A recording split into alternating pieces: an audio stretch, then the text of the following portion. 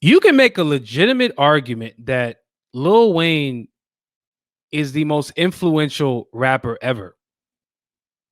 Ever. Remember how I said that this album to me was the pinnacle of Wayne's, I would say, status, like the highest of the height that he got to? That song, Lollipop, to me, is the embodiment of that. So if I had to pick one song from this one album that was the pinnacle, it would be Lollipop. Carter 3 was the pinnacle.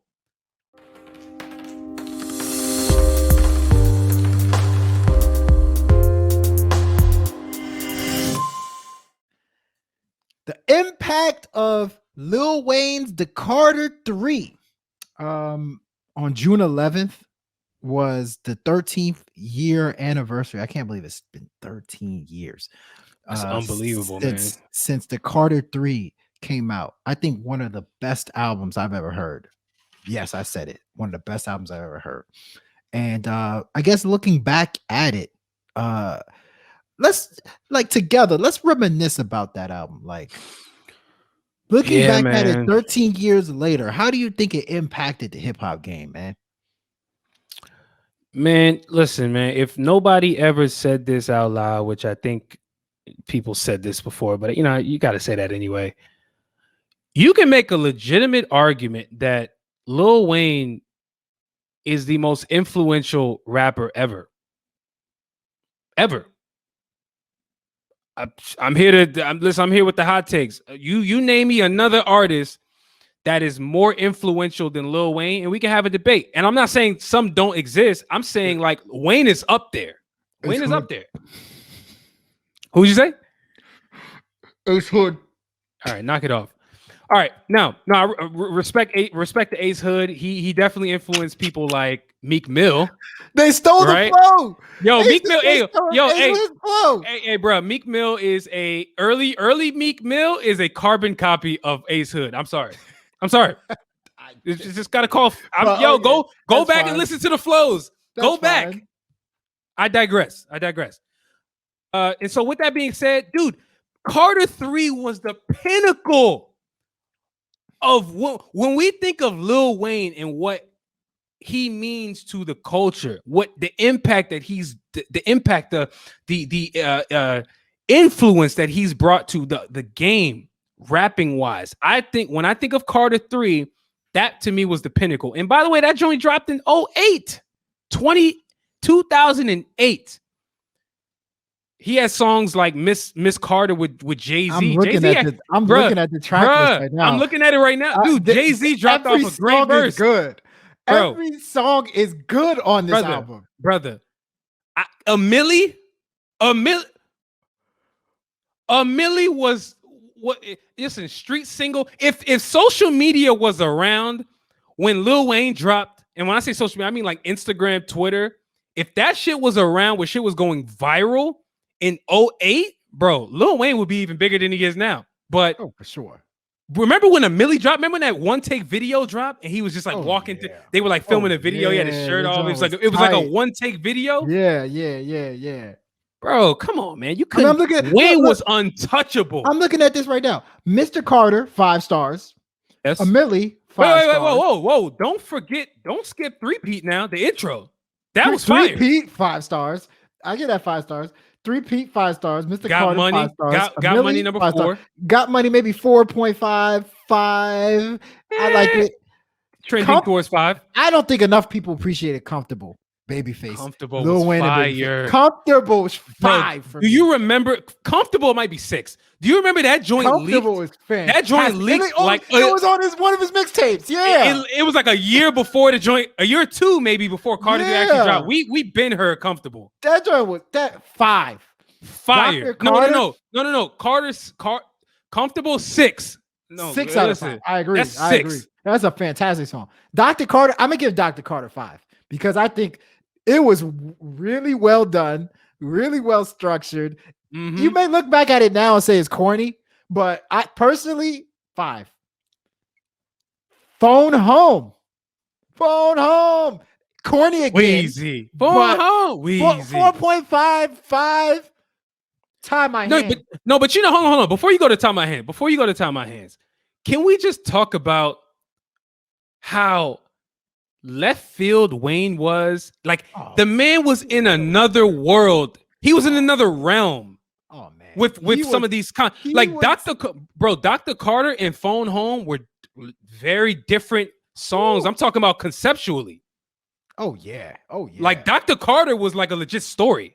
Dr. Carter was legit, and the way he was breaking it down, like what he remember it was about a rapper that needed help, and he was like equating it to like it was operation. He was talking about like he was metaphorically breaking down the operation doctor's table to like how an artist needs to step their game up and all that other shit. Fantastic. Yeah. Tie My Hands with Robin Thicke. Oh boy. 6 out of 5. 6 out of 5. Absolutely. Mrs. Officer. 5. Ooh, 5. Easy. 5 out of 5. And Kid's on there. It's still 5 out of 5. Let me tell you something. Let the Beat Bill was probably my least favorite song. Slept on. When the album dropped. Yeah. And it probably deserved. That's the only one I would give 4 out of 5. I would give that 5. Let the Beat Bill 4 out of 5. That's the only one, bro. Oh, Shoot Me Down. Remember, dog? We used to come. Remember in college, we used to break that joint down, like, bro. Oh man. We used to rate. That's 5, bruh. Shoot Me Down might be 6. That's 6 out of 5. That might be a 6 out of 5. Shoot Me Down is that might fire. Be a 6 out of 5. That might be a 6 out of 5. Lollipop. I see. Lollipop was like the commercial joint, so people didn't appreciate it. They were like, "Man, you ain't spitting like you were spitting in Carter 2." 5, man. 6. Yo, listen. Yo, Lollipop was I would say, remember how I said that this album to me was the pinnacle of Wayne's, I would say, status, like the highest of the height that he got to? That song, Lollipop, to me, is the embodiment of that. So if I had to pick one song from this one album that was the pinnacle, it would be Lollipop. Was the one that everybody was like, dog, Wayne is next level. Because remember, this album propelled him to do that rock album. Yeah, it did. But it propelled him to do that rock album that nobody cared about. And maybe we should revisit that album, Rebirth. I don't know. Like that's a joint that like was bad, but there were some joints that were actually pretty good on it too. There was some slept on songs, but neither here nor there. We waited for years for Lil Wayne and Eminem to get on the song, and they got on the song on that rock album. I was so disappointed. La La with Briscoe. Remember Briscoe? La La with Briscoe and Busta Rhymes. Briscoe was my dude. That's another one that I may give 4. Maybe 4.5. But that to me was better. That was better than Let the Beat Bill, in my opinion. It was a little better, slightly better. It might have been better. You Ain't Got Nothing with Joel Santana and Fabulous. Ooh, that was my joint. That joint was hard. That joint was hard. I get that 5. I give that 5. That is debatable 5. I give about 4. It's a debatable 5. 4.5. 4.5-ish. Debatable 4. I'm going to give it 5 because I like it. Okay, but fair enough. Oh, and this is one of my favorite. The last song on the album, one of my favorite. Don't Get It, Misunderstood. That joint. Ooh. Even though he said some stupid stuff on there. Ooh, that joint is 6 out of 5 for me. Some days I just listen to, and it's 9 minutes. And I would listen to the whole track, the whole 9 minutes, a lot of times.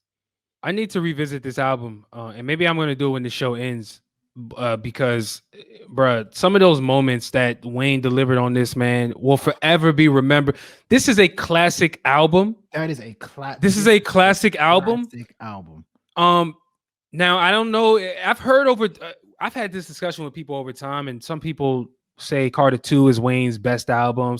I've heard people say Carter 1. I disagree with Carter 1. I think if you say Carter 2, I'm with you. But however, if you say Carter 3, I'm not arguing with you. Like, if you want to sit here and say Carter 3 is Wayne's best album, you ain't gonna get no debate from me.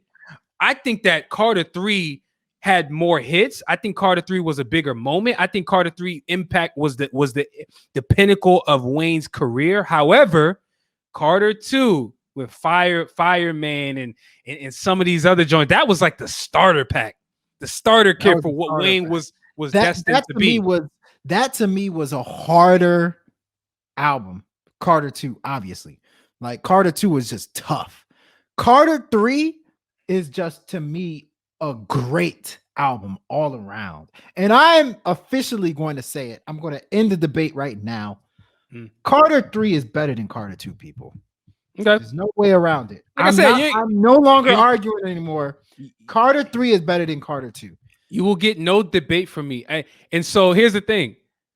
I'm glad you said that because, like I said, I'm not going to argue with you. What I will say is I believe Carter 3 is better than Carter 2, but Carter 2 is my favorite out of the two.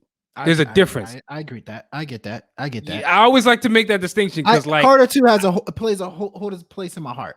It's different, man. It's different. We were in high school, like listening to that shit. Like, it was just a different feeling. That was when people started to wake up and be like, "Yo, hold on, yo, Wayne is a problem. Like, he's an issue. You got to deal with him."